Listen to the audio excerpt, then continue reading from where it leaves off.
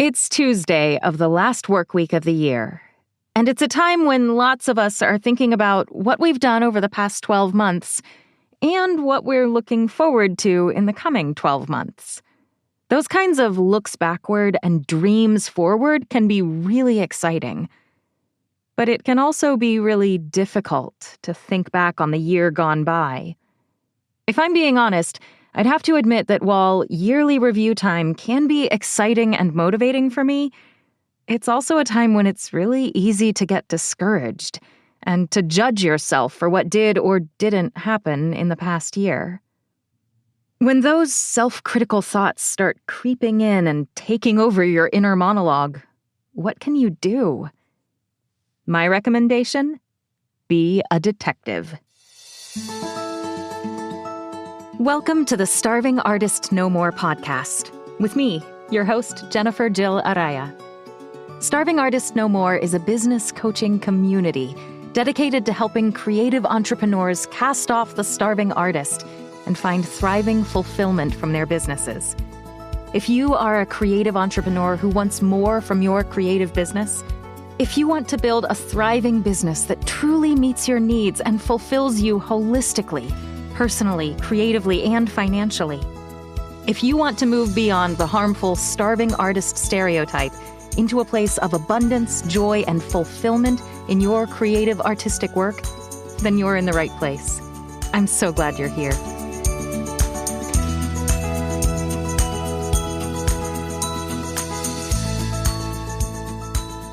Hello, thriving artists, and welcome to episode 47 of the Starving Artist No More podcast. My name is Jennifer Jill Araya, and I am an artist and business owner who is passionate about helping other artists find fulfillment in their creative work. I'm so glad you're here. Today's episode is all about what it means to approach your creative work the way a detective would, with open-minded curiosity. This is a mindset I've intentionally cultivated for several years now, and it has made a huge difference for me. I'm excited to dig into it with you. But first, I want to take a quick moment to let you know about a new coaching program I launched recently, the Thriving Artists Academy. As I've been working with artists and creatives over the past year, both one-on-one in individual coaching sessions and in group settings, like workshops and seminars, I've been struck over and over again how essential community is to an artist's growth and flourishing. And so I've put together the Thriving Artists Academy to give you and artists like you the support you need to be your best creative self. The Academy includes a vibrant online forum where you can give and receive support, advice, and encouragement. Monthly classes and group coaching sessions on a wide range of topics that are relevant to what it means to be a working artist. A book club where we discuss books that are focused on the business of art, and so much more. I would love to have you as part of our community of artists who are committed to thriving together.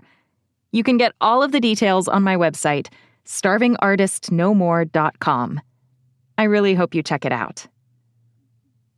Now let's focus in on today's main topic, curiosity, and why being curious is a valuable mindset to cultivate around your creative work.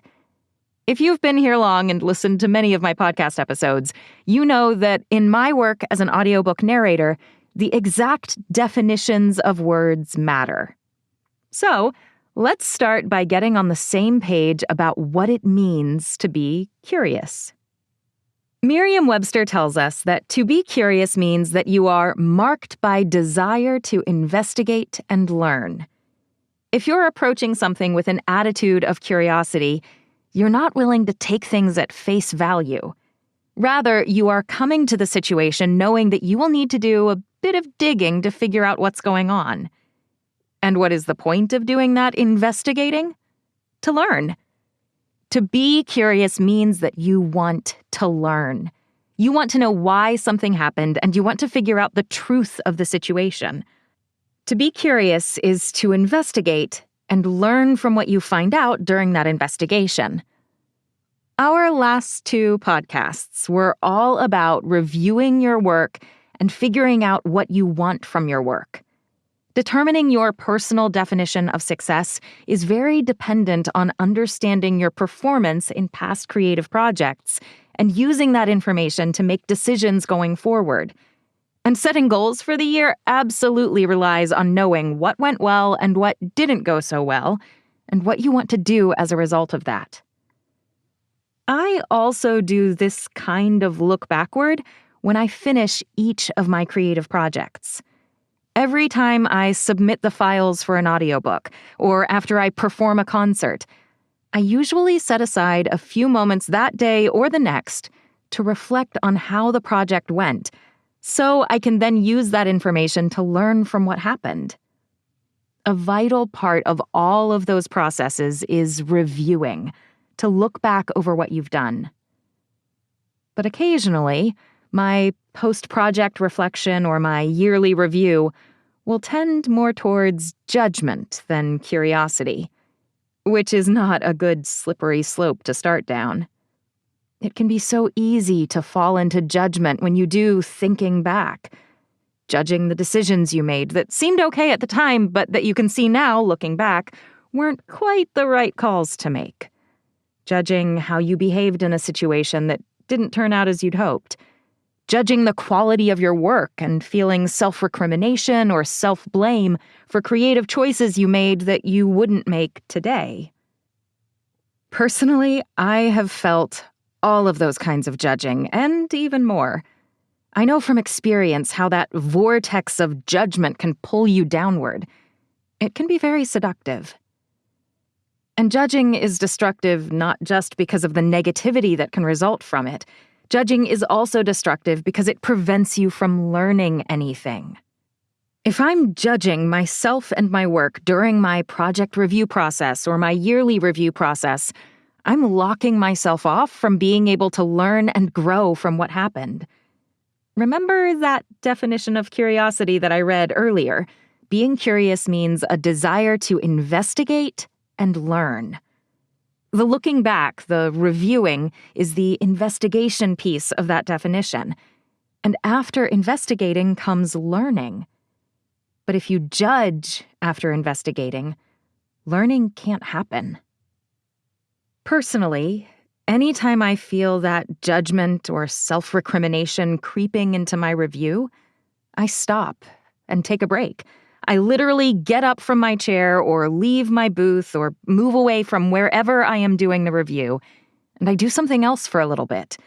I fold laundry or put away the dishes or listen to a piece of music or crochet a few rounds in my current crafty crochet project. In some way, I do something that totally breaks me away from the review and the judgment it was triggering. I know from experience that I have to stop that vicious cycle of self-judgment if I want to actually learn anything from the review. As I'm thinking through what happened, as I'm doing that reviewing and that investigating, I find it helpful to remember that my past self did the very best that she could with the situation she was in and the information she had. Yes, I could judge myself for making a decision that, in hindsight, was clearly not the best decision. But I also know my past self, and I know that she wouldn't have made that decision if she realized it wasn't the best course of action. I know that I'm careful in the decisions that I make, and that I pour my heart and my soul into my creative work. I wouldn't have done the thing if I realized that thing wasn't the right thing to do. Give your past self grace. Let go of judgment. Trust that you did the best you could. Acknowledge that even if you now don't think that a past decision was the right move, that decision is done. You can't go back and change your past decision. What you can do is learn from your review of that past and make better decisions going forward thanks to what you've learned. If you want to benefit from your review, if you want to learn after investigating, then approach that review with curiosity, like a detective searching for clues that will let you know how you can make the next project, the next month, the next year better, in whatever way that better means for you in that particular place and time in your creative process. Let go of judgment. Give your past self grace. Allow yourself to learn from what happened rather than judging what happened. Another place where I find a mindset of curiosity extremely helpful is when I'm looking at the careers of others in my creative industry. I talked about the dangers of comparisonitis in 2 past episodes, episode 21 and episode 24. Being aware of others in your creative industry is a natural tendency that we all have. And yet, comparing yourself to others is rarely helpful. But we all do it. No matter how many times I tell you that comparing yourself to others isn't helpful, since you're comparing your entire journey with all its struggles and trials and tribulations to someone else's highlights reel, I know that you're going to occasionally do it anyway. Goodness, I find myself comparing myself to other audiobook narrators at times, even though I know and I teach that comparing in that way isn't helpful. So, if you're going to compare yourself to others sometimes anyway, no matter how many times I or someone else tell you not to, at least make sure you're doing that comparing with a helpful mindset. And the mindset to use when you're looking at the careers of others is absolutely one of curiosity. That little mindset shift is especially important at this time of year. As the year comes to a close, creative entrepreneurs all over social media will be posting all the things they've done in the past year. In the audiobook community, narrators will post how many books they narrated, which publishers they worked for, awards they won, and some of their favorite projects of the year. In the classical music world, my colleagues will often share clips of favorite performances, talk about the number of concerts they performed and which ensembles they played with. These year-end social media posts are the very definition of a highlights reel. They are literally the highlights from someone else's work during the last calendar year. No one is going to share struggles and disappointments on these posts. No one is going to talk about the auditions they didn't win or the concerts that didn't get standing ovations. I know that. You know that.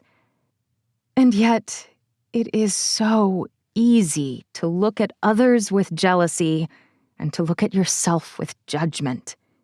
It's so easy to be jealous of the career wins they've achieved and to be angry and contemptuous at yourself about where you think you went wrong or didn't win. Let go of both the jealousy and the judgment. Transform them both into curiosity. Rather than being jealous of what they have and what you don't, put on that detective hat. Ask yourself, what did your colleagues do that led to all that success? If you know them well enough, you can even reach out and ask. Congratulate them for their achievements and ask if you can pay them for an hour of their time to help you better understand the strategies that helped them achieve those wins. And if you don't want to reach out for that kind of coaching, you can still review the information that is publicly available on their social media and elsewhere about how they do what they do. Figure out if there are elements of their strategies that you can try out in 2024. Using curiosity and digging like a detective, find out what they did that might work for you. As you're doing that detective work into your colleagues' work, keep in mind that their definition of success might not be the same as yours. Author Stephen Covey uses the analogy of a ladder to talk about this topic. He cautions that you want to make sure you're climbing the right ladder of success in your work. After all, the last thing you want is to reach the top of your ladder only to find that it's leaning against the wrong wall. When you're using curiosity to look at someone else's achievements, see if you can determine what their definition of success is. Is it the same as yours? In other words, is their ladder leaning against the same wall as yours, or is their definition of success totally different from what you want out of your creative work? If a colleague is working towards a different definition of success than you are, then the strategies that worked for them probably aren't going to be of much use to you. But if they do appear to be working, at least in parallel with your goals and dreams in your artistic work, then their strategies probably have something to teach you, if you're willing to let go of jealousy and instead look at their work with curiosity. And as you're thinking about your own work over the past year and considering what you might put into your own year in review social media post, remember to give your past self grace. If you didn't achieve what you'd hoped the last year, don't judge your past self. They did the best that they could. But again, just like I mentioned earlier when discussing the review process, you can learn from your past self. Get curious.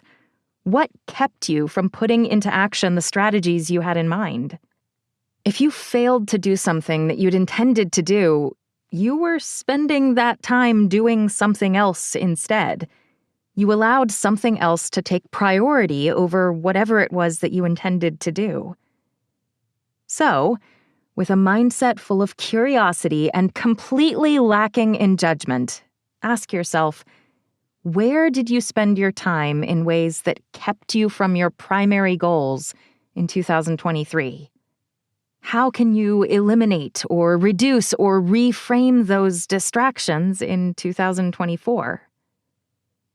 Sometimes, distractions are actually a symptom of where our deepest desires truly lie. If we get distracted by something, it's possible that the goal we think we want isn't actually the goal we truly want. Look at those distractions, at those pursuits that took you away from what you said was your priority over the last year, and get curious. Is your subconscious trying to tell you that your goal is taking you in the wrong direction and that another path is actually the better one for you? If so, use that information to reshape your goals going forward. However, if you can definitively answer that no, your goal isn't taking you in the wrong direction, and that yes, your distractions really are just distractions, and that they kept you from doing what you wanted, then it's time to examine your mindset. Anytime I find myself avoiding doing something I really want to do, there's a mindset block there. Maybe I'm scared of the task or have some imposter syndrome around it, or the complexity of it is daunting to me, or I am simply not putting my money where my mouth is and am not scheduling time for this thing that actually is important to me. For lots of different reasons, my actions might not actually be reflecting my priorities and my values, and a mindset block is usually the culprit. So if that's where you are, again, get curious. Dig deep into your beliefs about your goal and the stories you tell yourself around it. Figure out where you're telling yourself an untrue, unhelpful story, and do the internal mindset work needed to change that story to something that is true and that truly supports you. Don't let others' year-in-review social media posts spark jealousy or tempt you to judgment. Approach those posts with curiosity. Learn from what your colleagues did, and review your own year with a goal of learning and growing from what happened. A poem by 19th century American poet Ella Wheeler Wilcox speaks beautifully to the incredible power of a mindset of curiosity, and I'd love to share it with you. Here is As You Go Through Life by Ella Wheeler Wilcox. Don't look for the flaws as you go through life. And even when you find them, it is wise and kind to be somewhat blind and look for the virtue behind them. For the cloudiest night has a hint of light somewhere in its shadows hiding. It is better by far to hunt for a star than the spots on the sun abiding. Ella Wheeler Wilcox. Anything has flaws if we look closely enough. Even the sun has spots. But if you stare at the sun hunting for the spots, First of all, you'll go blind because looking at the sun for too long will burn your corneas. But more than that, if you stare at the sun hunting for sunspots, hunting for flaws, you'll miss the splendor and beauty and majesty of all the other stars in the sky. As Wilcox says, it is better by far to hunt for a star. For me, hunting for a star means looking for how I can learn and grow from my review of what happened. It also means giving my past self the benefit of the doubt. I trust that my past self did the best she could in the circumstances she was dealing with. And rather than second-guessing my past self's decisions, I use the review process to seek out ways that I can learn to do things better, or differently, or more creatively, or more openly in the future. What does hunting for a star look like for you? What have you learned from reviewing projects once they're completed? How can you cultivate that curious review habit in your creative work? As you're looking back over the past year, let go of judgment. Put on your detective hat and be curious. Allow yourself to hunt for the stars and to revel in their beauty when you find them. If you consciously nurture a mindset of curiosity in your creative business, you will learn, and you will grow, and you will thrive.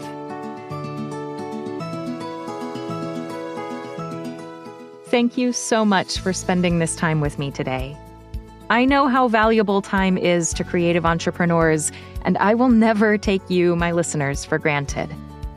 I hope you enjoyed today's conversation about how to be a detective and cultivate a mindset of curiosity. If you enjoyed this episode, please leave me a review on Apple Podcast or Spotify.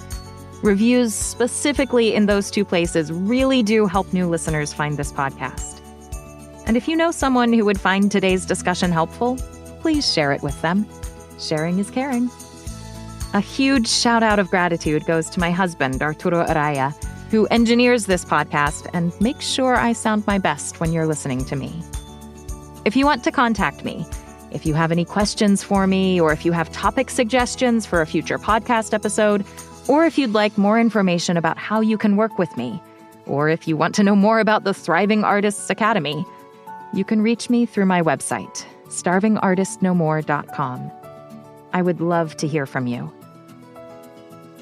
Curiosity is a mindset of investigating and learning and growth. Judgment has no place in curiosity. In fact, judgment will keep you from learning anything from your experiences. Let go of judgment and allow curiosity to take its place. When you're reviewing your projects, when you're doing your year-end review, cultivate curiosity. When you're consuming your colleagues' year-in-a-post social media, cultivate curiosity. Don't look for spots on the sun. Instead, hunt for the stars. Cultivate curiosity. In your artistic work and in your creative business, be a detective. I can't wait to see what you create.